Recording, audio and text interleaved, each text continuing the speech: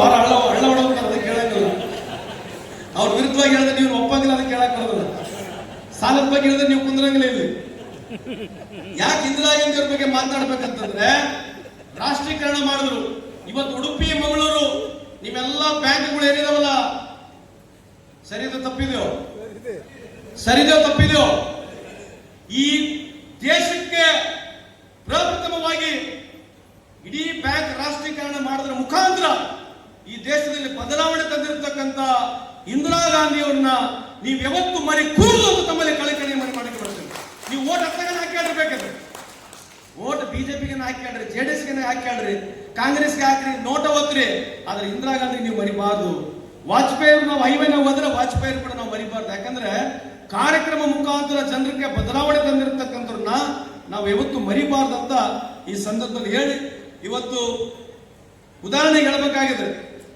ಯಾಕೆ ಇಲ್ಲಿ ಪತ್ರಿಕಾ ಮಾಧ್ಯಮದಲ್ಲಿ ನಿಧಿರಿ ಹೇಳಲೇಬೇಕಾಗುತ್ತೆ, ಯಾಕಂದ್ರೆ ಇಲ್ಲೆಲ್ಲ ಬಹಳ ಬುದ್ಧಿವಂತರು. ತಾವು ಉದಾಹರಣೆ ಕೊಟ್ಟು ಮುಗಿಸ್ತೀನಿ. ಸೋಷಿಯಲ್ ವೆಲ್ಫೇರ್ ಪ್ರೋಗ್ರಾಮ್ಸ್ಗಳು ಏನಿದಾವಲ್ಲ ಸರ್, ಇವು ಬಡವರಿಗೆ ಅನುಕೂಲ ಆಗ್ತಕ್ಕಂಥ ಪ್ರೋಗ್ರಾಮ್ಗಳು. ಇವನು ಯಾವ ಸರ್ಕಾರಗಳು ಜಾಸ್ತಿ ಮಾಡ್ತವೆ, ಸರ್ಕಾರಗಳು ಸೋಲ್ಬೋದು ಗೆಲ್ಬೋದು, ಆದ್ರೆ ಆರ್ಥಿಕ ಪರಿಸ್ಥಿತಿಯಿಂದ ಮನುಷ್ಯನಿಗೆ ಸುಧಾರಿಸಲಿಕ್ಕೆ ಅನುಕೂಲ ಆಗ್ತಕ್ಕಂಥದ್ದು. ಉದಾಹರಣೆಗೆ ರೈಟ್ ಟು ಎಜುಕೇಶನ್ ನಾವೇ ತಂದಿದ್ದು, ರೈಟ್ ಟು ಇನ್ಫಾರ್ಮೇಶನ್ ತಂದಿದ್ದು ನಾವೇ, ನೆರೆಗ ತಂದವರು ನಾವೇ, ಫುಡ್ ಸೆಕ್ಯೂರಿಟಿ ಬಿಲ್ ತಂದವರು ನಾವೇ, ವಿಡೋ ಪೆನ್ಷನ್ ತಂದವರು ನಾವೇ, ಓಲ್ಡ್ ಏಜ್ ಪೆನ್ಷನ್ ತಂದವರು ನಾವೇ, ಅಂಗವಿಕಲರ ಮಾಸಾಸನ ಕೊಟ್ಟವರು ನಾವೇ, ಈ 5 ಗ್ಯಾರಂಟಿ ಕೊಟ್ಟವರು ನಾವೇ. 5 ಗ್ಯಾರಂಟಿ, ಇಂದ್ರಮ್ಮನ ಗ್ಯಾರಂಟಿ ಎರಡು ಸೇರಿದ್ರೆ ಒಂದು ಮನೆಗೆ 8 ರಿಂದ 10 ಸಾವಿರ ರೂಪಾಯಿ ಬಡವರ್ತಕ್ಕಂಥ ಕೆಲಸ ಕಾಂಗ್ರೆಸ್ ಸರ್ಕಾರ ಕೇಂದ್ರದಲ್ಲಿದ್ದಾಗೂ ಮಾಡಿದೆ, ರಾಜ್ಯದಲ್ಲಿ ಕೂಡ ಮಾಡಿದೆ ಅಂತ ಈ ಸಂದರ್ಭದಲ್ಲಿ ಹೇಳಿ, ಇವತ್ತು ಹೆಣ್ಮಕ್ಳು ಇನ್ನೆಲ್ಲ ಇದ್ದೀರಿ. ಎಷ್ಟು ಜನ ಬಸ್ಸಲ್ಲಿ ಫ್ರೀ ತಿರುಗಿದ್ದೀರಮ್ಮ? ಬಸ್ ಕೈ ಎತ್ತಿರವ ತಾಯಿ, ಹಂಗೆ ಯಾಕೆ ಮಾಡಿ? ಅದೇನಾಗ ಕೈ ಎತ್ತ, ನಾಚಿಕೆ ಬಿಡ್ರಿ, ಎತ್ತರ ಗಡ್ಡ ಎತ್ತಿರಲ್ಲ ಹೆಣ್ಮಕ್ಳು. ನೀವು ಮೇಲೋರು ಯಾರ್ಯಾರು ಎತ್ತರವ ನೋಡಿ. 500 ಕೋಟಿ ಹೆಣ್ಮಕ್ಳು. ಎಷ್ಟು 500 ಕೋಟಿ ಹೆಣ್ಮಕ್ಳು ಭಾರತ ದೇಶದಲ್ಲ, ಇಡೀ ಪ್ರಪಂಚದಲ್ಲಿ ಎಲ್ಲೂ 500 ಕೋಟಿ ಹೆಣ್ಮಕ್ಳು ಉಚಿತವಾಗಿ ಬಸ್ಸಲ್ಲಿ ಪ್ರಯಾಣ ಮಾಡಿರ್ತಕ್ಕಂಥ ನಿದರ್ಶನ ಎಲ್ಲಿ ಇಲ್ಲ. ಇದ್ರೆ ಪ್ರಪಂಚದಲ್ಲಿ ಭಾರತ ದೇಶದಲ್ಲಿ ಎಲ್ಲಿ ಅಂತಂದ್ರೆ ಕರ್ನಾಟಕ ರಾಜ್ಯದಲ್ಲಿ ಸಂದರ್ಭ ಕೇಳಕ್ಕೆ ಇಚ್ಛೆ ಬಯಸ್ತೇನೆ. ನಮ್ಮ ನಗರಾಲ ಬೈತಾರೆ, ನಮ್ಮಲಿಂದನೇ ಗುಡಿ ವ್ಯಾಪಾರ ಜಾಸ್ತಿ ಆಗಿತ್ತು.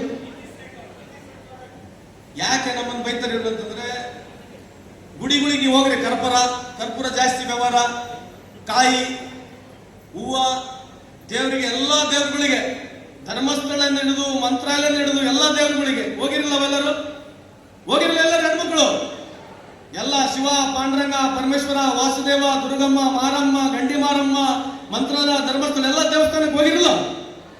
ಗಟ್ಟಿಯಾಗೆತ್ರಿ ಹೆಣ್ಮಕ್ಳು. ಯಾವ ಗುಡಿ ಹೋಗಿದ್ರಿ? ಎಲ್ಲ ಗಟ್ಟಿಯಾಗಿ ಕೈ ಎತ್ತಿರಿ. ಎಲ್ಲ ಹೆಣ್ಮಕ್ಳು ಸನ್ಮಾನ್ಯ ಸಿದ್ದರಾಮಯ್ಯ ಅವರಿಗೆ ದೇವರು ಆರೋಗ್ಯ, ಆಯುಷ್ಯನ್ನು ಕೊಡ್ಲಿ, ಶಕ್ತಿಯನ್ನು ಕೊಡ್ಲಿ, 100 ಕಾಲ ಬದುಕ್ತಕ್ಕಂಥ ಶಕ್ತಿ ಕೊಡ್ಲಿ, ಬಡವರಿಗೆ ಸಹಾಯ ಮಾಡ್ತಕ್ಕಂಥ ಶಕ್ತಿಯನ್ನು ಕೊಡ್ಲಿ. ತಾವೆಲ್ಲ ಆಶೀರ್ವಾದ ಕೇಳ್ಕೋಬೇಕಂತ ದೇವರಲ್ಲಿ ಮನವಿ ಮಾಡ್ಕೊಂತ ನಾನು 2 ಮಾತನ್ನು ಮುಗಿಸ್ತೀನಿ. ಜೈ ಹಿಂದ್, ಜೈ ಕರ್ನಾಟಕ.